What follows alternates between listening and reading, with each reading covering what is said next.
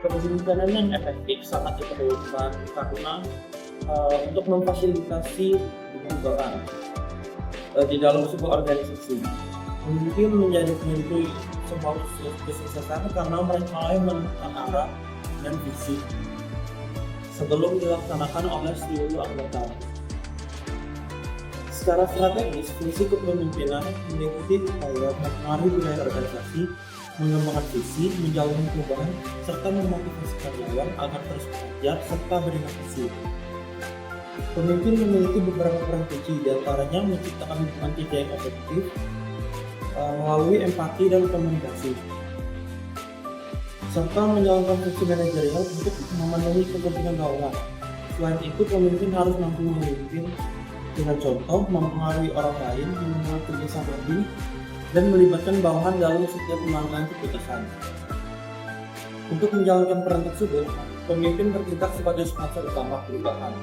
Mereka harus memiliki kompetensi yang kuat dan mampu memberdayakan seluruh sumber daya manusia yang ada.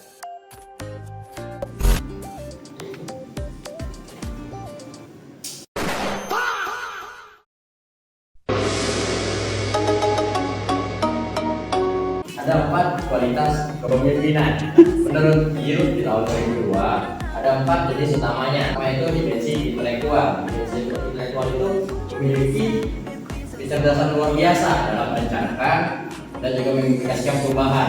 Yang kedua yaitu dimensi spiritual.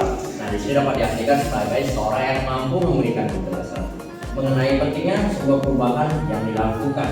Yang ketiga, dimensi emosional, yaitu memahami perasaan atau keluh kesah yang dihadapi karyawan selama proses perubahan. Yang terakhir, dimensi keempat yaitu dimensi manajer, bisa diartikan sebagai terlibat langsung melihat proses perubahan dan memberikan solusi praktis atas permasalahan yang muncul. Yang kedua adalah model dari kepemimpinan, manajer perubahan. Model kepemimpinan ini harus disesuaikan dengan kondisi organisasi. Yang pertama yaitu dari direkturnya. Direkturnya dapat digunakan saat kondisi yang sangat mendesak, di mana manajemen memegang kendali penuh. Yang kedua yaitu navigator. Navigator digunakan ketika budaya politik organisasi sangat berpengaruh, sehingga membutuhkan perencanaan yang hati-hati. Nah, yang ketiga merupakan caretaker, yaitu manajemen yang mengadaptasi perubahan dari luar sesuai dengan kebutuhan. Yang keempat yaitu coach, fokus pada penguatan sistem dan penyelesaian konflik yang di dalam internal.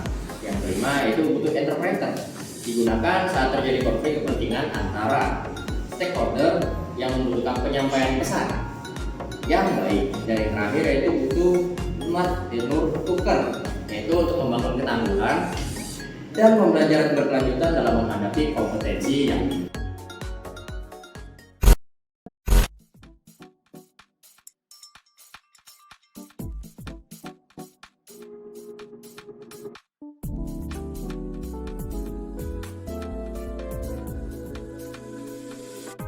Kunci sukses perubahan. Yang pertama ada leadership atau kepemimpinan. Kepemimpinan ini berpengaruh besar kepada seluruh keputusan dan juga kebijakan.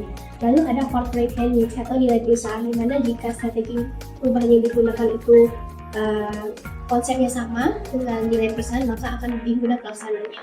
Lalu ada communication atau komunikasi. Jika komunikasi itu terlaksana dengan baik, maka perubahan juga akan terlaksana dengan baik.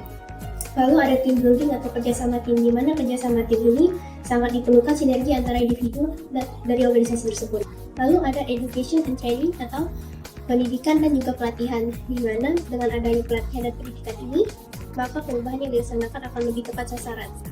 Lalu ada memimpin perubahan strategis, di mana ada dua pendekatan yang bisa digunakan. Yang pertama itu ada organizational in dan juga individual out, di mana organizational in ini di mana perubahan itu dimulai dari organisasi dulu baru ke individunya.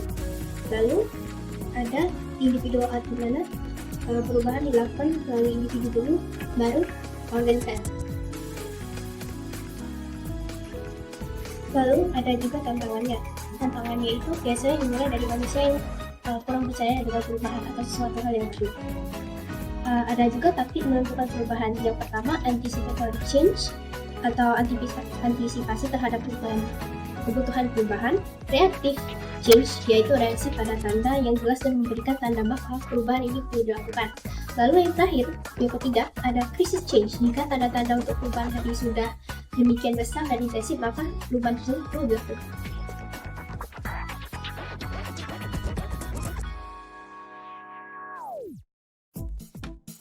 Gaya dan strategi memimpin perubahan. Gaya kepemimpinan menurut Anderson dan Anderson 2001. Terdapat 3 gaya utama pemimpin perubahan. Yang pertama, controlling change. Controlling change ini fokus pada perencanaan, komunikasi, dan implementasi yang tepat. Yang kedua, facilitating change. Facilitating change ini lebih berfokus pada memfasilitasi perubahan dan membantu karyawan menghadapi masalah. Yang ketiga ada self-organization change, memfasilitasi proses yang terjadi secara natural di dalam organisasi. Strategi pemimpin, menurut Drucker, kita tidak hanya mengelola perubahan, tapi harus berada di depannya. Strategi yang diterapkan meliputi menciptakan kesediaan untuk berubah dan mendelegasikan wewenang yang berprioritas utama.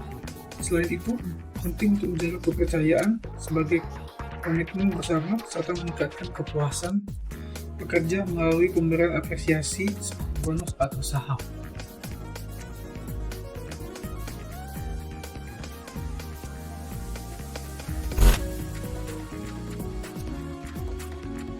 Oke, sekarang kita masuk ke penyakit kepemimpinan. Perubahan sering terhambat karena penyakit dalam kepemimpinan. Seperti yang contoh itulah seperti tidak mendengarkan, tidak memperhatikan apa yang dikatakan, atau melakukan favoritisme. Dan itu mengintimidasi, mendemo sosial online, atau melakukan tidak memakan kebawahan dan merasa puas diri juga menjadi penyakit yang besar. Dan selanjutnya kita memasuki sesi akhir, itu bagian penutup. Kepemimpinan itu adalah sebagai pilar utama dalam manajemen perubahan. Kesuksesan tidak hanya bergantung pada suatu organisasi, tapi dimulai dari perubahan mentalitas individu yang didukung oleh komunikasi, kepercayaan, dan kualitas pemimpin yang mampu menyesuaikan gaya kepemimpinannya dengan kondisi yang ada. Terima kasih.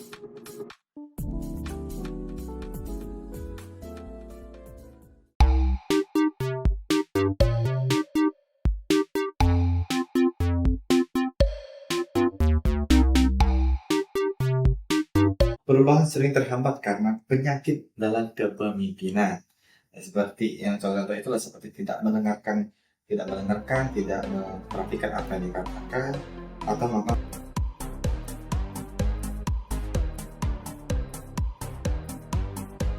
favoritisme. Dan itu Ada juga taktik menentukan perubahan. Yang pertama, anticipatory change atau antisipasi terhadap kebutuhan perubahan. Reactive change, yaitu reaksi pada tanda yang jelas dan memberikan tanda bahwa perubahan ini perlu dilakukan. Lalu yang terakhir, yang ketiga, ada